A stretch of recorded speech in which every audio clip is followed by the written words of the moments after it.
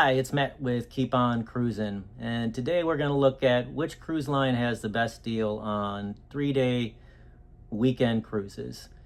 Now, as somebody who's been on 10 of these 3-day cruises over the past 20 months, I think it's fair to say that I enjoy the shorter cruises as well as the longer cruises.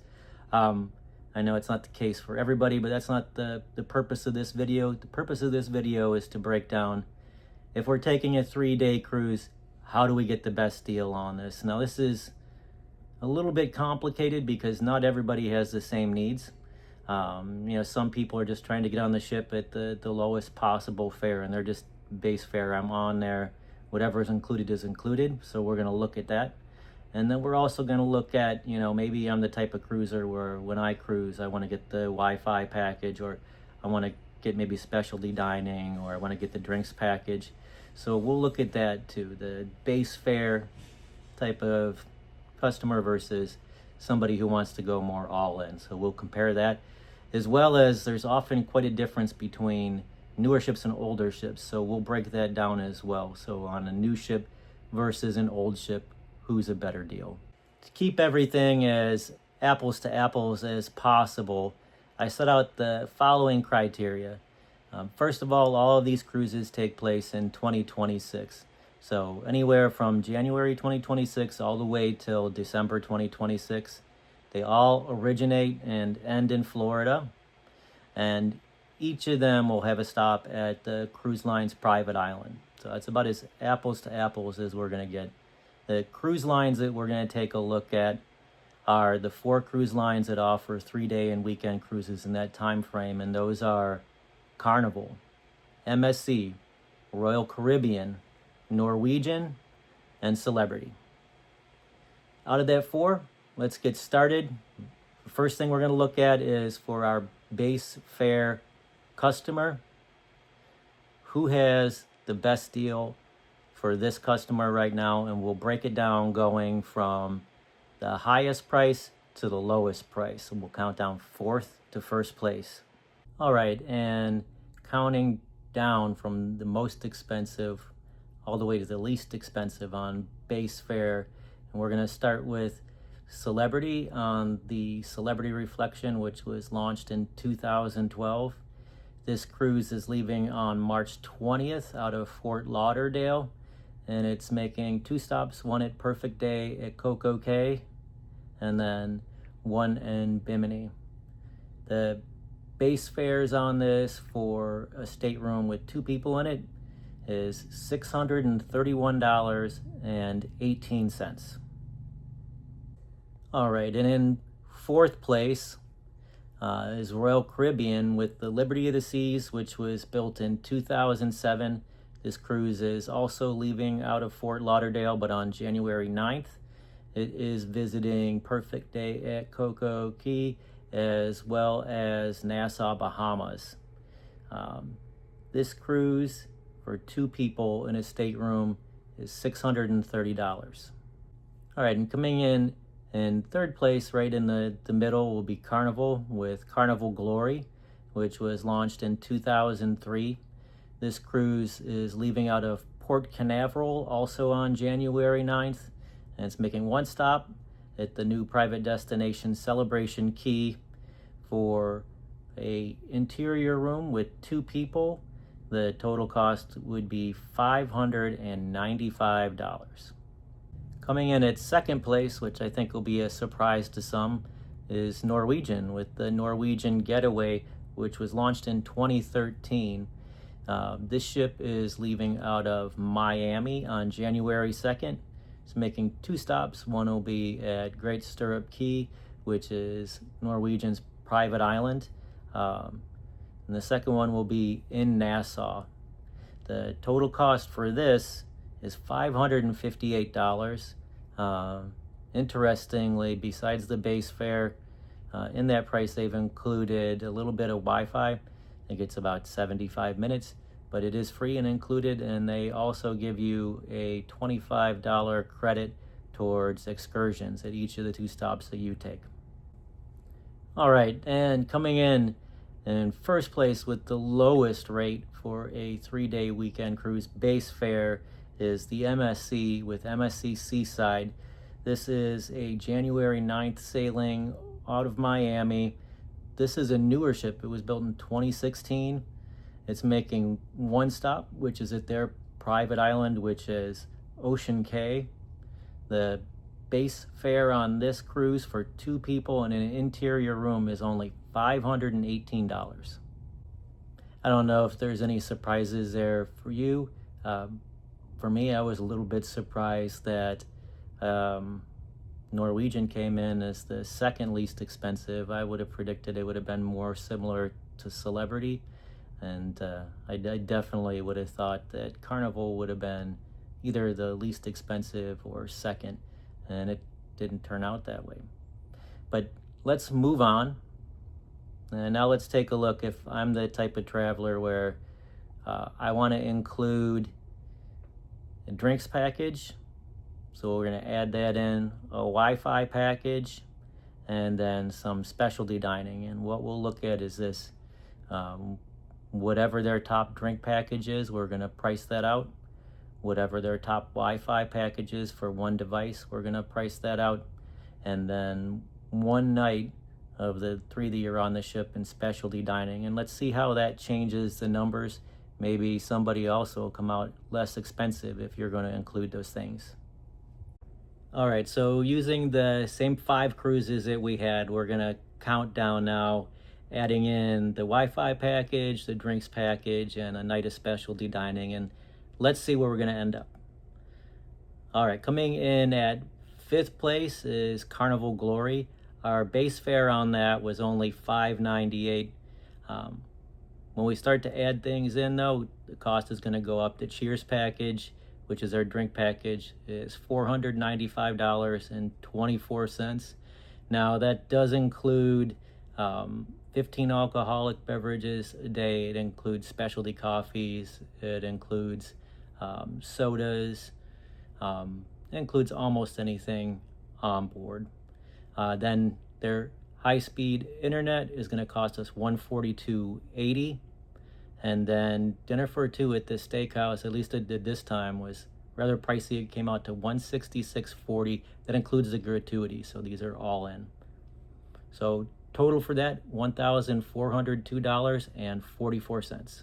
All right, and coming in at 4th place is Royal Caribbean's Liberty of the Seas. Our base fare on that was $630.32, but like with Carnival, as we start to add things on, the price goes up quite a bit. Now, keeping in mind the pricing on Royal Caribbean, unlike everybody else, it's all dynamic, so it changes from time to time. These prices are at the time that I've got the numbers, and I think they're fairly average. So at this time, the drinks package was $451.72. It works an awful lot like the way that Carnival's is, other than there's no daily drink limit, and Starbucks is offside. So you can go to pretty much anywhere else and it's included, but Starbucks is on its own. And then the Voom, Surf, and Stream was $124.34. That's their high-speed internet. And then finally, dinner at their steakhouse was $87.28. So that brought the total on Liberty of the Seas to $1,293.66. All right, and coming in at 3rd place, one of my favorite ships, Celebrity Reflection. One of the nice things about Celebrity, they kind of gear themselves towards people that want to have some extras. So they've got a package called All In, where they discount the Wi-Fi package and the drinks package. So when we go from that all-in package on Reflection, it's $1,141.18. And then dinner at Tuscan Grill, which is their Italian steakhouse, is $117.56. So that brings the total down to $1,258.74, putting them right in the middle at number 3. All right, and coming in at 2nd place will be MSC Seaside. Now, MSC, they offer different experiences, and they do offer kind of like a all-in package like Celebrity does, where they bundle. So if we bundle in our drinks package and our Wi-Fi on the seaside, it comes to $884, which is a pretty good deal. Butcher's Cut, which is their steakhouse, is $118. So that brings our all-in for the 3-day cruise at $1,002. All right, and coming in first place, our best deal for an all-in traveler for 2026 is on the NCL Getaway. With the free at sea package, everything is already included. So the same as what we had originally, and all that we did is we've got to add on service fees. They do tack on service fees then for the drink package and specialty dining. And that brings our total to $777.50 for a 3-day cruise, which is easily the best value in 3-day cruises for next year for an all-in traveler. All right, so that breaks it down from 5 down to 1 for our all-in cruisers. I think there's a couple surprises in there. I think it's interesting that some of the ones that are lower come base fare, once you add the extras in, they become a much better deal. But now we're going to move on. Let's say you want a 3-day cruise. I'm not against paying extra money for a newer ship. So for this, we're going to go 10 years older or less. So this will be ships built in 2015 and on.